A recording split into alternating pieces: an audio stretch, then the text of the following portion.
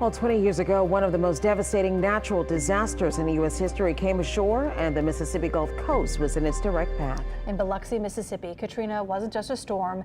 It was a wall of water that swallowed neighborhoods and erased decades of progress. Mike McDaniel takes us back to the heart of that destruction and explains how the coast has been recovering one wave at a time. In the early hours of August 29, 2005, Biloxi, Mississippi woke up to a nightmare. They had 28 feet of water. Hurricane Katrina wasn't just a storm, it was a wall of water. 28 feet of water is a lot of water. Katrina erased what generations had built, the coast's heartbeat, its homes, businesses, and casinos. Much of it wiped away in hours. It was so long. The event was so long. This was from 6 in the morning to 4 in the afternoon, and the massive amount of water and you know, the sustained winds that took so long. This wasn't just wind and rain. This was the Gulf rising up. Entire neighborhoods vanished, and when the water finally receded... Look at the devastation. You can see those were all buildings. There's nothing left. It doesn't reveal itself till you get out. Biloxi's mayor, Andrew Fofo Gillich, was elected in 2015. He says destruction still echoes along the Mississippi coast and in every corner of his city's recovery. We've had a $344 million Katrina recovery infrastructure where it built deep sewer, storm drain, water and sewer. Tourism, once Biloxi's backbone, fell silent. Gillich says nearly 19,000 jobs tied to casinos disappeared. Hotels and small craft harbors and boats and entertainment, it was all here, and then almost overnight wiped out.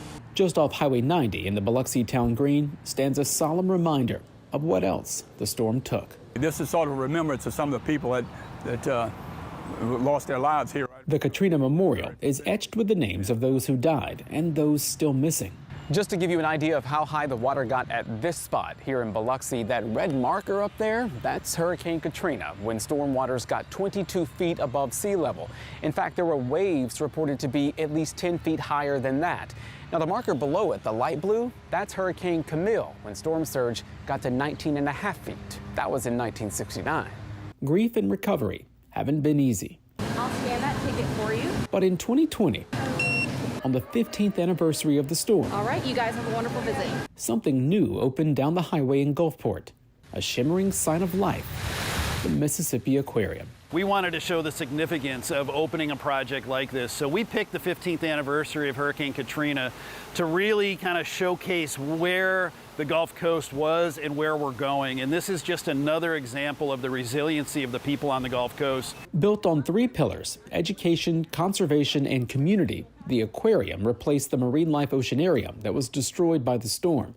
It was a nostalgic place where generations connected their lives to the water. After Katrina, it was one of those things that the coast wanted to bring back. The aquarium didn't just restore a piece of coastal identity, it became a symbol of something more, rebirth. We've been able to really bring the community together behind a project that nobody thought was going to happen. The $103 million project helped reignite local development all along the coast. It's small things like coffee shops and hotels and lots of different restaurants that have popped up because we're able to attract 1 million people in 5 years. Katrina's lessons live inside the design. What happened during Katrina was thought about, so the elevation that we're standing at, the design of the buildings, evacuation plans were all built into the original concept of the aquarium. Next door, a building damaged by Katrina will soon open as a hotel, part of the ripple effect. We were the catalyst to a lot of different projects. Katrina changed everything. It took lives, homes, history, and nearly erased parts of the Mississippi coast. It also revealed something deeper. Everything's changed. Building codes have tightened. Construction has been slow and steady, but impacts are still here.